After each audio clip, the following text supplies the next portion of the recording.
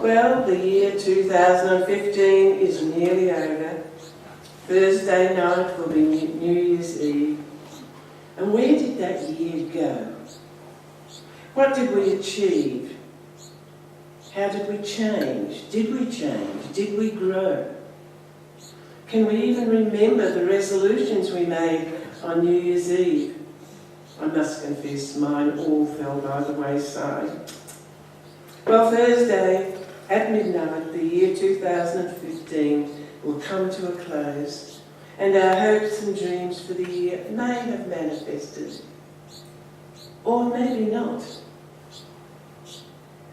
If we are attached to outcomes, then we will be upset that our plans didn't manifest in the way we had hoped. But if we're not attached to outcomes, then we will have faith that the divine intelligence knows what is best for us, and all is unfolding in divine order. God's plan for us is greater than we could possibly imagine. Spirit is always working in our lives to guide us into our greatest good. We don't always realise that when things seem to be going wrong. Goodness is pressing forth always. But do we have the faith and the inner conviction, the unwavering trust that we can let go and let God guide us every step of the way? The next question I always ask at the burning bowl is, when we step over the threshold into the new year, will we step forward with all the power and authority vested in us by the right of our divine heritage, by right of being born of Spirit, thereby embodying all the potential of Spirit, which enables us to live and express as much as we can recognise and claim as our own? Or will we step over into the new year carrying all our old baggage? You know, all the old hurts and disappointments we've been dragging around, the old regrets and resentments, the old limited feelings and beliefs and all the lack that we've been going through. For if we keep on in the old consciousness, then each year will be no better than the last. It is said that every time we give in to negative thoughts, we are placing a barrier between ourselves and our own inner light. The light is shining just as brightly, but seeing it through our negative thought processes makes the light appear very dim to ourselves and to others.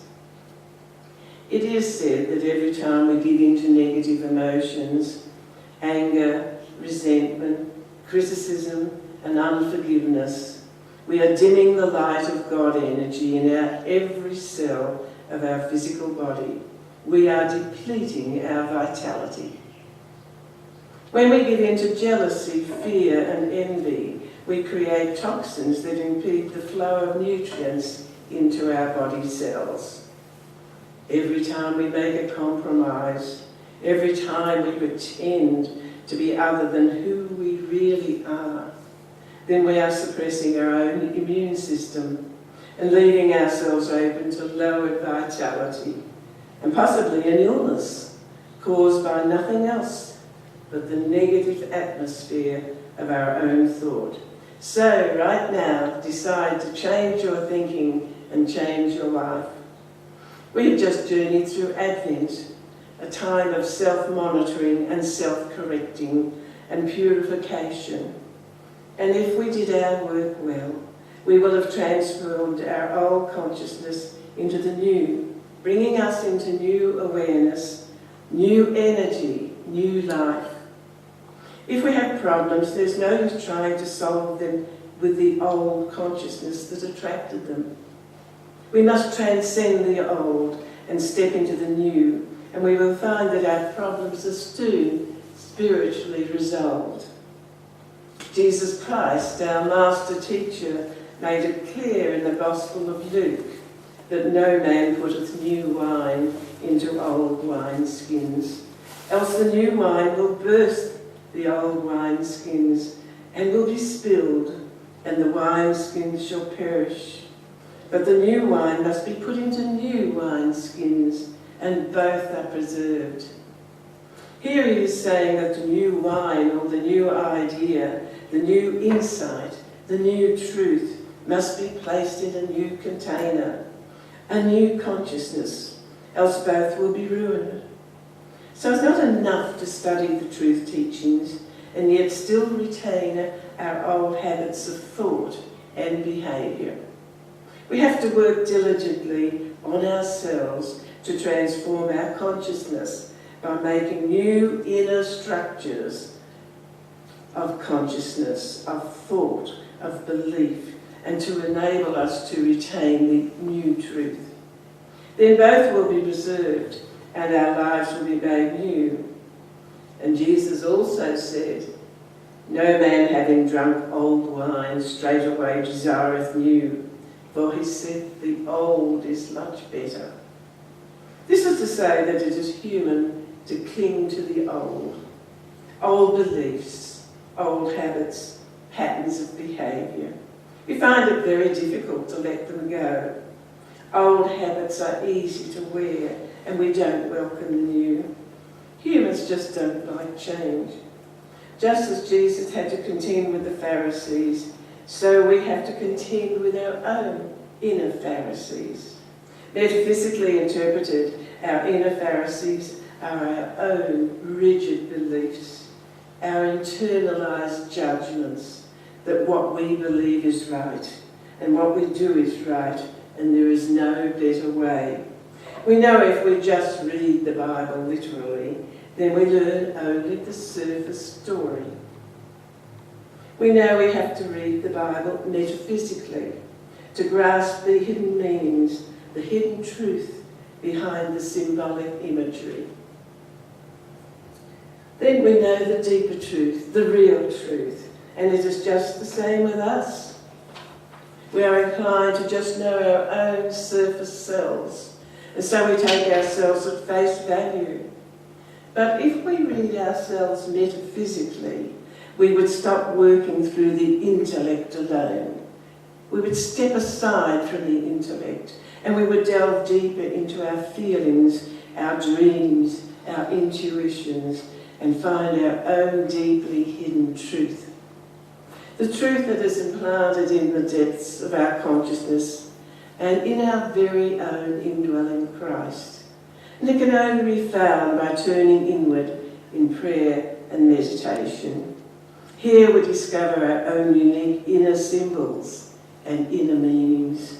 This leads us to become self-knowing, self-correcting, and self-knowledge is the true key to spiritual growth. To reach into the depths of our own consciousness is to discover our own divinity, just waiting to direct us to our own God-ordained good. All we have to do is turn inward, and we will discover the mystical way to walk with God at all times. Not just on Sundays, not just when we're praying, but always, every minute, every moment of the day, we walk with God. St. Paul advised the Romans to be ye transformed by the renewing of your mind. So how do we renew our mind?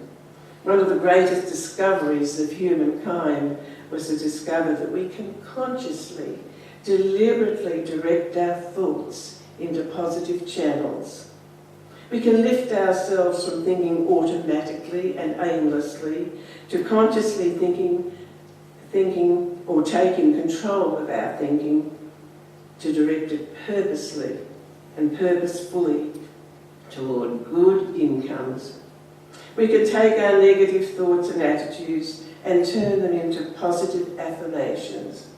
Just switch them around from the negative to the positive and repeat them until they have filled our mind with all that is good, all that is wholesome, all that is beneficial. It is said that it takes 21 consecutive days for affirmations to change our consciousness from negative to positive. So it's well worth the effort. Just 21 days. As we monitor our actions to see that they only spring from a good motive, we can ensure that what we do is not just for ourselves, but for the upliftment of the wholeness of being in which we are all immersed. Along with the affirmations come the denials. The denial of any other power in our lives but the power of God. But this does not mean we deny any negative feelings. We cannot paste a positive affirmation over a negative feeling and expect it to go away. What it really means is to explore the negative feelings, find out what is triggering them, and we can then deny that they have any power over us. We can then transcend them by handing them over to God's guidance to be resolved.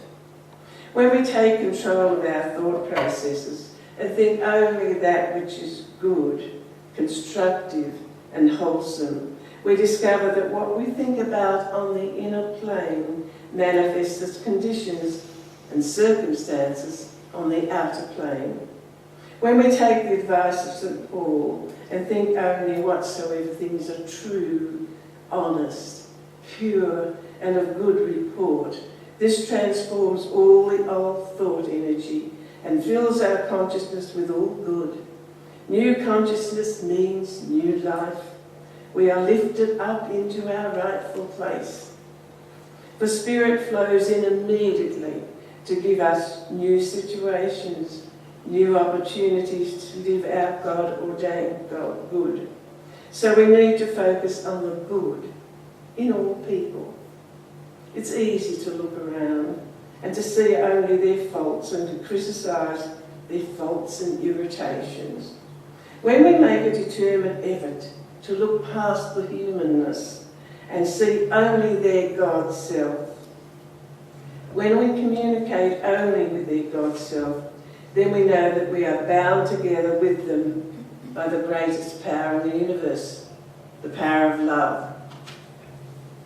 When we recognise that every human soul is implanted with God's love, just waiting to be expressed, then we realise that this is our destiny, to draw forth that love in our friends and family and in all whom we meet. For love heals all things, forgives all things, and powers the universe throughout eternity. So enter into the love in your heart, and soon you will find that love is in everyone. It will be returned to you in many wonderful ways. So as we approach this New Year's Eve, let us make a determined effort to rid ourselves of all negative thought, all self-defeating, limited concepts, all self-destructive attitudes, so that we can step into the new year free to embrace all the wondrous opportunities of 2016. Isn't that exciting? Who knows what is there over the threshold? And if we keep our thoughts up, it will just be wonderful. So let's take on the new positive consciousness, the new life. And then we can say with St. Paul, behold, all things are become new. So now, let us move into the burning bowl ceremony. We'll get rid of all the old negativity and welcome the new. In preparation for the new year, and to enable us to experience the joy of releasing all negative belief patterns, we can do this through the activity of the burning bowl ceremony, an action that symbolises the denial of the negative through the cleansing, purifying and renewing activity of spiritual fire. And we all have that spiritual fire in us, just waiting to burst out. And it is the reality expressing with us and around us. By writing on a piece of paper what attitudes of the mind we desire to release from our consciousness, and touching it to the flame of the physical fire, which we see here, we symbolically burn the thought patterns we are ready to release by attuning with a positive affirmative state of mind, the Christ mind, represented by the Christ candle here. The ancient mystics spoke of the phoenix bird who regenerated itself through fire. According to the legend, when it felt its life drawing to a close at the age of 500 years, it built a funeral fire of wood and aromatic gums, which it lighted with the fanning of its wings, consuming itself in the fire. From its ashes a new phoenix bird arose with renewed life. To the ancient mystics, the phoenix bird was a symbol of the immortality of the human soul. The mystic rite of the phoenix fire was regarded as a process equivalent to human regeneration. In the metaphysical understanding, when we reach that point in consciousness where we desire to let go of false, binding concepts or ideas, at that point they have reached the end of their life, and we can withdraw the energy from them through the process of the consuming fire. They die to the old false belief and are regenerated or resurrected into new purified energy for our use. It is the process of denial and affirmation, the process of releasing and affirmation. You've been given 2 pieces of paper. Upon one piece, write down what attitudes of mind you desire to have released from your consciousness. That is the one that will burn in the flame of the Christ candle. Take a moment now to state just what it is you want to release and transform. Old resentments, old bitterness, hurts, any debilitating illness or self-defeating habit, any painful situation that you just want to let go. After you've burned it, go back to your seat and write down on the other piece of paper your positive affirmation of renewal, the positive traits you wish to embody to become your true, authentic, God-ordained self. Remember, when you burn the negative attitudes of mind, you create a vacuum, and this then must be filled by a positive truth statement of being. We'll start with the back row, come down the centre, and then hold your piece of paper to the Christ candle there. Just touch it to the flame, don't put the flame out, just touch the corners of the flame. Then throw it into the bowl, and then take a positive affirmation from the other bowl. Thank you. Remember, once you've made the decision to let go, release the old negative attitudes of mind. Just believe it and accept that it is done now. Then don't pull it back in the future. So let us now begin with the back row.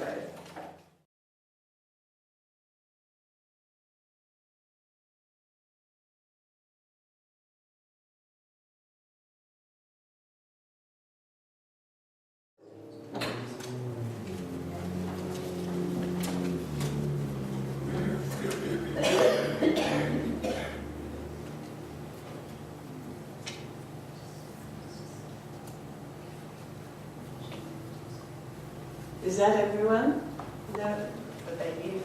Yes, Jeanette's done mine for me.